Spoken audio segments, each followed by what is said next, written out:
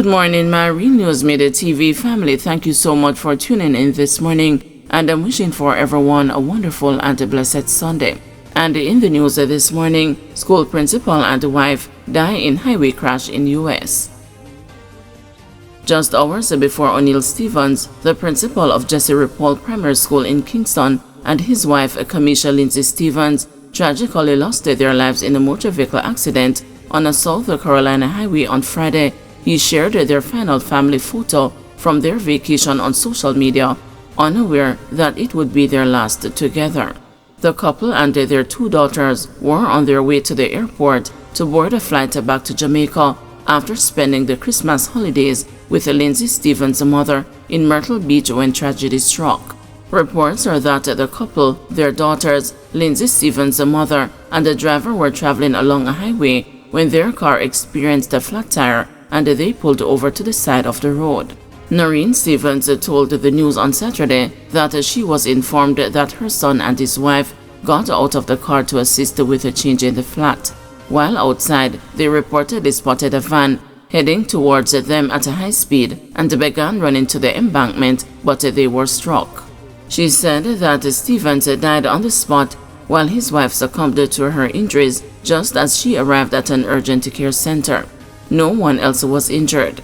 In a report, the Charleston County Sheriff's Office indicated that around 6 p.m., a vehicle appeared to become disabled in the roadway of Halfway Creek Road in Huger, South Carolina. Through initial investigation, deputies say 2 people exited a vehicle that looked to be disabled in the roadway. While they were outside, another vehicle struck both of them. After first responders arrived and gave life-saving measures, one person was pronounced dead at the scene and the other was pronounced dead at the hospital, said Lieutenant Jacqueline Woodall. The sheriff's office, which is investigating the incident, said it was not a hit and run and that the passing vehicle stopped after the incident. Mrs. Stevens, a retired teacher who still teaches part-time as she was always encouraged by her son to give back, told the news that the news came as quite a shock. He was a father figure to everyone. He was meticulous and very close to his daughters. I have no words that I can think of to describe him. It is hard, Mrs. Stevens said. It is hard because he would tell me everything and was always there for everyone who needed him, she added. He was the second son of our 4 sons and he was a leader, especially to his younger brother who looked to him for advice. A past student of Kingston College and the Michael Teachers College, now the Michael University College, Stevens taught social studies at the Donald Quarry High School in Kingston for a number of years before becoming principal at the Jesse Paul Primary, also in Kingston, 7 years ago. He would have celebrated his 48th birthday in February. As news of the tragedy spread on Saturday, several former colleagues and former students paid tribute to the Educator. Education Minister Senator Dr. Dana Morris Dixon hailed Stevens as more than an exemplary leader. He was a beacon of inspiration and dedication. His vision for excellence in education and his steadfast commitment to the holistic development of our students left an indelible mark on the Jesse Paul Primary School community. Alongside him, Mrs. Stevens was a supportive partner and a cherished presence to the extended school family, always contributing with grace and generosity, she said. The ministry has deployed trauma and grief counseling teams to support staff and the students when they return to school on January 7, a one-day delay to the start of classes at the Roman Catholic institution. A gathering of school board members, teachers, ministry officials, and friends is planned for Monday at the school. Marcy Thwaite, chairman of the Jesse Paul Primary School Board, has hailed Stevens as one of the most promising and dedicated young male educators. She added, he served with mature wisdom, endearing himself to staff, students, parents, and alumni alike. He has contributed greatly to Jesse Paul's deserved reputation as one of the nation's finest primary schools. Thwaites also expressed the sorrow for the Stevensons' 2 children, one of whom is a student at the Jesse Paul Primary. Roman Catholic Archbishop of Kingston, Kenneth Richards, said that the church is moving to support the family and the school community.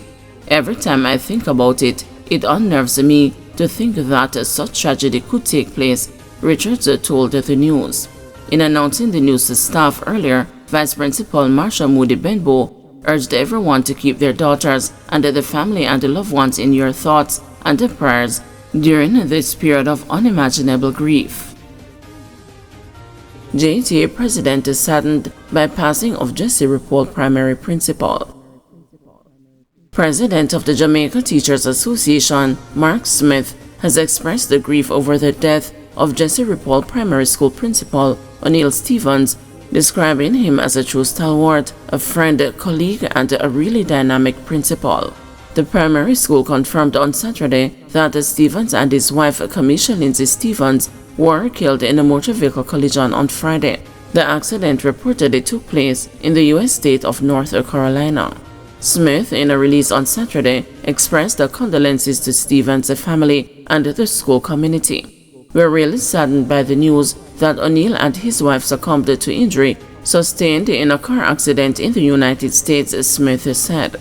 "And on behalf of the Jamaica Teachers Association, I extend profound condolences to his immediate family and the Jesse Repole School family," he added. Smith also urged the primary school's board of management and the leaders of the school to assist with providing support for the students and the teachers who would have been affected by Stevens' passing days before the reopening of school. "I am being advised that the school will be closed on Monday, and I pray for the new leadership to help to stabilize things because of this profound sense of grief that the school has been plunged into, but we continue to monitor the situation," Smith said, adding that the JTA will also provide support for the Jesse Repole school community. It is still very early, and so we continue to provide whatever support that we can as an association, and ask that all those that are in a place that permits them to support the surviving family and the friends, that they do so. And we continue to unite around the Jesse Repole school family at this time, and around O'Neill and his wife's family also, Smith said. Cops find a magazine with 14 rounds on roadway in Manchester. The Manchester police seized one magazine containing 14 rounds of ammunition during an operation on the Seizure Main Road, Alligator Pond in the parish on Saturday, January 4. Reports from the Alligator Pond police are that about 8 a.m., lawmen were in the area when a magazine was seen lying on the roadway. It was retrieved and inspected. Upon closer examination of the magazine, it was revealed that it contained 14 9mm rounds of ammunition. No one was arrested in relation to this seizure. Investigation continues. Heavy Christmas shopping garbage being cleared. Trelawney Municipal Corporation and the National Solid Waste Management Authority on Friday commenced the cleanup of a massive buildup of garbage accumulated at the Falmouth Bendong Market over the holiday season. There have been loud complaints from vendors and the shoppers at the market over the accumulation of garbage. Outlining his plans for the new year, Mayor of Falmouth, C. Junior Seizure, told the news that the cleanup of the historic town of Falmouth and the other major towns in the parish is among the municipal corporation's list of priorities for this year. "We have been doing the necessary cleaning up of the market, but all of that has gone back to zero because of the Christmas season. We have quite an amount of garbage there now, and we are now in the process of removing all of the Christmas garbage. We are now working along with the NSWMA. We will be providing a backhoe, and we will see how best we can remove the pileup of garbage so that we can have the facility back to normal," Seizure said. "We have to tackle it because while we are collecting the garbage in the town, we have to remember that the market is a part of the town. As usual, we will pledge our backhoe and we will utilize our truck to accomplish this," he added. He noted that the partnership between NSWMA and the TMC to remove the garbage from the market broke down towards the end of 2024. "We will have to go into a deep meeting with the NSWMA to make sure that the partnership stands because it started good and then at the end of the year it went back to zero," Seizure said. Seizure also said that during the course of this year, collection of revenue will be high on TMC's to-do list. He further noted that plans are being formulated to replace the bus shed at the Falmouth Transportation Center, which was destroyed during the passage of Hurricane Beryl in July last year. The damage to the lone bus shed came as the municipal corporation was working to provide covering for the 11 loading bays.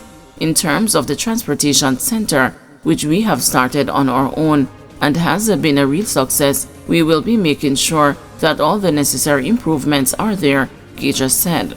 In 2023, Transport Minister Darrell Vaz, who visited the facility at Gauger's invitation, described as unacceptable the absence of shelters at the 11 loading bays for taxis and buses serving the 22 routes and the limited seating at the facility. He recommended that the private entities fund the improvement of municipal corporation-run transportation hubs across the country in exchange for advertising at these facilities. Guys, thanks for watching. Please join us this afternoon at 2 p.m. for another news update.